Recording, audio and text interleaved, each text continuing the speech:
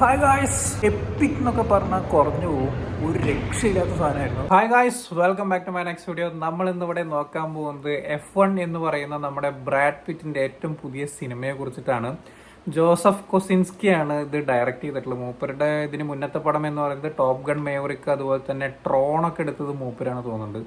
So ഭയങ്കര ഒരു budget ഇറക്കി കളിക്കുന്ന ഒരു ഡയറക്ടറാണ്. ബഡ്ജറ്റ് ഇറക്കി അത്രയും ബ്രഹ്മാണ്ഡ സാധനങ്ങളൊക്കെ എടുക്കാൻ കെൽപ്പുള്ള ഒരാളാണ് ഈ പറഞ്ഞ കൊസിൻസ്കി എന്ന് പറയുന്ന ആള്. സോ ഇതിന് മുന്നത്തെ ആ ഒരൊറ്റ പടം മാത്രം മതി നിങ്ങൾക്ക് ഈ ഒരു പടത്തിന് വിശ്വസിച്ച് ടിക്കറ്റ് എടുക്കാൻ. അതുപോലെ തന്നെ ഇതിന്റെ ടീസറും ട്രെയിലറൊക്കെ അത്യാവശ്യം പ്രോമിസിംഗ് ആണ്. പിന്നെ എന്തിനു പറയണോ, ബ്രാഡ് പിറ്റ് എന്ന് പറയുന്ന ഒരാള് ആ പടത്തിനകത്തുണ്ട്. ഈ ഒരു സിനിമ എനിക്കറിയാം 2-3 ദിവസം കഴിഞ്ഞിട്ടാണ് ഞാൻ ഈ ഒരു സിനിമയെ കുറിച്ച് പറയുന്നതെന്ന് അറിയാം. പക്ഷെ ഞാനത് എന്താ സംഭവം എന്ന് വെച്ച് കഴിഞ്ഞാൽ, എനിക്ക് ഈ പടം ഒന്നാമത് ഐമാക്സിലാണ് ഇത് ഐമാക്സിൽ കാണാൻ വേണ്ടിയിട്ടാണ് ഈ ഒരു പടം ഉണ്ടാക്കി വെച്ചേക്കുന്നത്. പക്ഷെ നമുക്ക് കൊച്ചിയിലുള്ള ഐമാക്സ് വലിയ സംഭവമല്ല, അവിടെ ടിക്കറ്റും കിട്ടാനില്ല.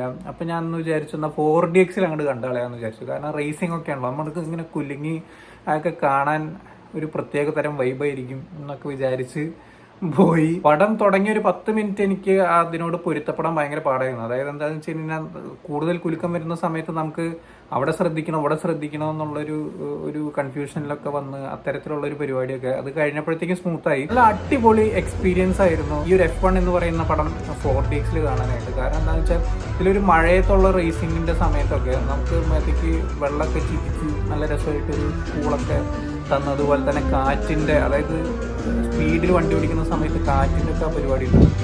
അതൊക്കെ വല്ലാത്തൊരു എക്സ്പീരിയൻസ് ആയിരുന്നു എന്നെ സംബന്ധിച്ച്. അതുപോലെ തന്നെ ആക്ച്വലി ഞാൻ 4DX കയറിയ ടിക്കറ്റ് ബുക്ക് ചെയ്യുന്ന സമയത്ത് ഏറ്റവും ഫ്രണ്ട് റോയില് ഏകദേശം ഒരു സെന്റർ കണക്കാക്കിയിട്ടാണ് ഞാൻ ടിക്കറ്റ് എടുത്തത്. ഫ്രണ്ട് റോയിൽ എടുത്തപ്പോൾ ഞാൻ വിചാരിച്ചു ചിലപ്പോൾ ഓൾമോസ്റ്റ് കൊളാപ്സ് ആവും, നമ്മുടെ എക്സ്പീരിയൻസ് കൊളാപ്സ് ആവും എന്ന് വിചാരിച്ചു. പക്ഷെ അത്യാവശ്യം ഗ്യാപ്പ് ഉണ്ടായിരുന്നു, നല്ല ഡിസ്റ്റൻസ് ഉണ്ടായിരുന്നതുകൊണ്ട് അത്യാവശ്യം നല്ല വെടിപ്പായിട്ട് തന്നെ കാണാൻ പറ്റി. പക്ഷേ സ്ക്രീൻ ക്വാളിറ്റി എനിക്ക് വലിയ കാര്യമായിട്ട് തോന്നിയില്ല. ഞാൻ A6 ഞാൻ പടം കാണാൻ വേണ്ടിയിട്ട് ഇരുന്നുണ്ടായിരുന്നു. സീറ്റ് നമ്പർ A6 ആണ്.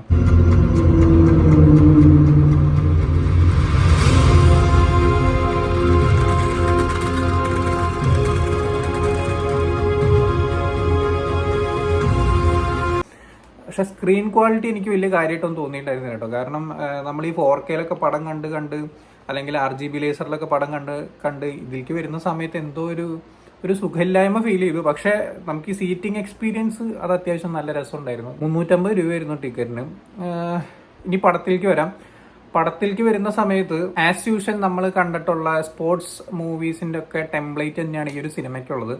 പക്ഷേ ഈ ഒരു സിനിമ ഐമാക്സിന് വേണ്ടി ഉണ്ടാക്കിയതുകൊണ്ട് പടം 2 മണിക്കൂർ 40 മിനിറ്റോളം ഉണ്ട്. ഈ ഒരു സിനിമ എന്ന് പറയുന്നത് ഔട്ട് ആൻഡ് ഔട്ട് റേസിംഗ് ആണ്. പടം തുടങ്ങുന്നത് മുതൽ അവസാനം വരെ റേസിംഗ് ആണ്. അതിൻ്റെ ഇടയിൽ കുറച്ച് കാര്യങ്ങൾ ഇങ്ങനെ പറഞ്ഞു പോകുന്നു എന്നുള്ളതാണ്. പക്ഷേ ഈ ഒരു സംഭവം, അതായത് നമ്മൾ സാധാരണ സ്പോർട്സ് ഗെയിം എന്ന് പറയുന്ന സമയത്ത് ആ ഒരു സ്പോർട്സ് എന്താണ്, ഇപ്പോൾ ക്രിക്കറ്റ് ആണെന്നുണ്ടെങ്കിൽ ആ ക്രിക്കറ്റ് മൈതാനത്തിനുള്ളിലുള്ള കാര്യങ്ങളാണ് കൂടുതൽ നമ്മൾ ചർച്ച ചെയ്യുക. അതുപോലെ തന്നെ ഫുട്ബോൾ ആണെന്നുണ്ടെങ്കിലും ആ ഒരു ഗ്രൗണ്ടിലുള്ള കാര്യങ്ങൾ കുറെ അധികം ചർച്ച ചെയ്യും. പക്ഷെ ഈ ഒരു F1 ഫോർമുല 1 എന്ന് പറയുന്ന ഈ ഒരു റേസിങ്ങിനെ സംബന്ധിച്ച് ഒരു ടീം ഗെയിമാണ്. അതായത് അറ്റ് എ ടൈം 2 പേര് മത്സരിക്കാൻ ഒരു ടീമിന് വേണ്ടി ഇറങ്ങുന്നതും, ഇവര് വണ്ടി റിപ്പയർ ചെയ്യാൻ നിർത്തുന്ന ഒരു സ്ഥലമുണ്ട്, ഒരു ബോക്സ് ഉണ്ട്.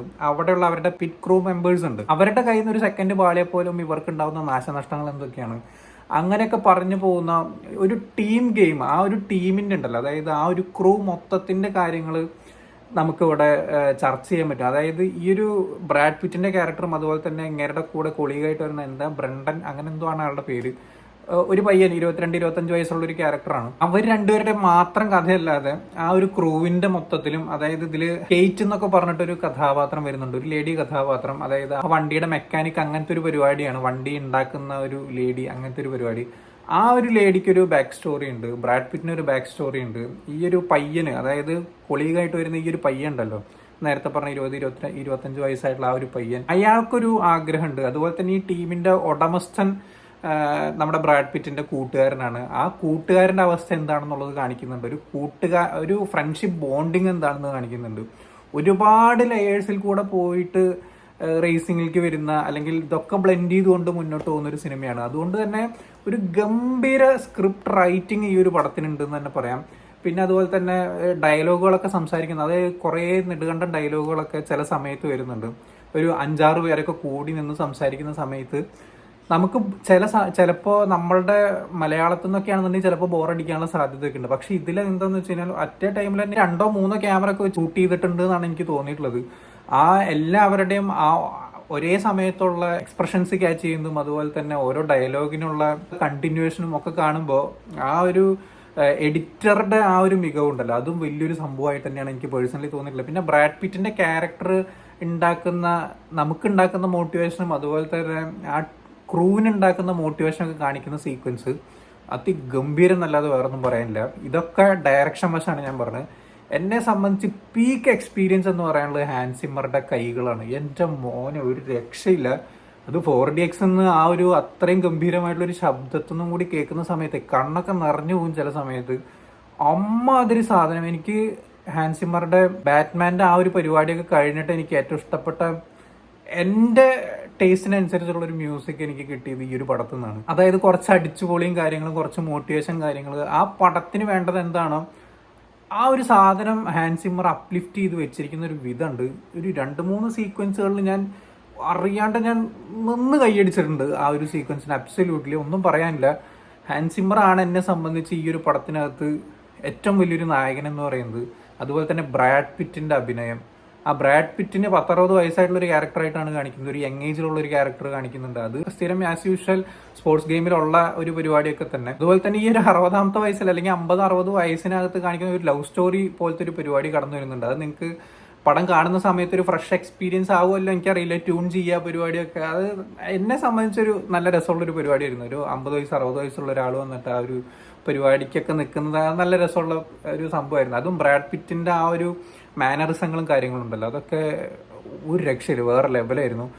ബ്രാഡ് പിറ്റ് തുടക്കം മുതൽ അവസാനം വരെ ടോപ്പ് നോച്ച് പെർഫോമൻസ് ആയിരുന്നു. അതുപോലെ ക്രൂ മെമ്പേഴ്സ് എല്ലാവരും അടിപൊളിയായിരുന്നു കേട്ടോ. ഒന്നും പറയാനില്ല, ഒന്നും മോശം പറയാനില്ല. ഈ പടത്തിനകത്ത് എനിക്കൊന്നും മോശം പറയാനില്ല. നിങ്ങൾ പോവുക, കാണുക, മാക്സിമം നല്ല തിയേറ്ററിനകത്ത് എക്സ്പീരിയൻസ് ചെയ്യുക എന്നുള്ളത് എനിക്ക് പറയുന്നത്. എനിക്ക് വലിയൊരു നഷ്ടം തന്നെയാണ് ഈ ഒരു സിനിമ IMAX-നകത്ത് കാണാൻ പറ്റിയെന്നാണ് തോന്നുന്നത്. ഞാൻ പറഞ്ഞത് 4DX എന്ന് പറഞ്ഞാൽ ആകെ ഒരു കുഞ്ഞ് സ്ക്രീനാണ്. അതിൽ കാണുമ്പോൾ തന്നെ നമുക്ക് ഈ ഒരു എക്സ്പീരിയൻസ് ഉണ്ടെങ്കിൽ ഒരു ബ്രഹ്മാണ്ഡ സ്ക്രീനിനകത്ത്, ഇപ്പോൾ കൊച്ചിയിലുള്ള സ്ക്രീന് വലിയ സ്ക്രീനൊന്നുമല്ല, പക്ഷെ ട്രിവാൻഡ്രത്തുള്ളതൊക്കെ അത്യാവശ്യം വലുപ്പമുള്ള സ്ക്രീനാണ്. പക്ഷെ അവിടെ ഒന്നും പോയി കാണാൻ എന്നെ കൊണ്ട് സാധിക്കൂല. അത് IMAX-ലൊക്കെ പോയി കാണാൻ പറ്റുന്നവന്റെ ഒക്കെ എക്സ്പീരിയൻസ് ഉണ്ടല്ലോ, അത് വേറെ ലെവൽ തന്നെ ആയിരിക്കും എന്നാണ് എനിക്ക് തോന്നിയിട്ടുള്ളത്. അപ്പോൾ ഇതിനെക്കുറിച്ച് വേറെ കാര്യങ്ങളൊന്നും അറിയാനോ ചിന്തിക്കാനോ നിൽക്കണ്ട. ഇത് ആസ് യൂഷ്വൽ ഞാൻ നേരത്തെ പറഞ്ഞ സ്പോർട്സ് മൂവി തന്നെയാണ്. ആ ഒരു ടെംപ്ലേറ്റിനകത്ത് നിൽക്കുന്ന ഒരു പരിപാടി തന്നെ. പക്ഷെ നിങ്ങൾ ഈ പറഞ്ഞ ബിഗ് സ്ക്രീനിനകത്ത് കാണുമ്പോൾ ഈ ഒരു സാധനം, F1-നെ കുറിച്ച് ബേസിക് ആയിട്ടുള്ള നോളജ് അറിയാവുന്നവർക്ക് കുറച്ചും കൂടിയും എൻജോയ് ചെയ്യാൻ പറ്റുന്നതാണ് എനിക്ക് തോന്നിയിട്ടുള്ളത്. ഒരു ഈഗോ ക്ലാഷും കാര്യങ്ങളൊക്കെ കുറെ കാര്യങ്ങളുണ്ട് ഈ ഒരു പടത്തിനകത്ത്. അതുപോലെ തന്നെ F1 ചാമ്പ്യൻ ആയിട്ടുള്ള ഹാമിൽട്ടൺ ഉണ്ട്. അതുപോലെ തന്നെ ഒറിജിനലി ചാമ്പ്യന്മാരായിട്ടുള്ള ഒരുപാട് താരങ്ങൾ ഈ ഒരു സിനിമയ്ക്കകത്തുണ്ട്. അവരൊക്കെ വന്നു പോകുന്നുണ്ട്, ഒരു കെമിയോ റോള് പോലെയൊക്കെ വന്നു പോകുന്നുണ്ട്. അവരൊക്കെ കാണുമ്പോൾ തന്നെ F1 ഒക്കെ ഫോളോ ചെയ്യുന്നവന്മാരൊക്കെ അവിടെ നിന്ന് കൈയടിക്കായിരുന്നു. ഞാൻ ആക്ച്വലി F1 ഫോളോ ചെയ്യുന്ന ഒരാളൊന്നുമല്ല, പക്ഷെ ഹാമിൽട്ടൺ അവരൊക്കെ അറിയാം, അവരൊക്കെ കേട്ട് പരിചയമുള്ള ആൾക്കാരാണ്.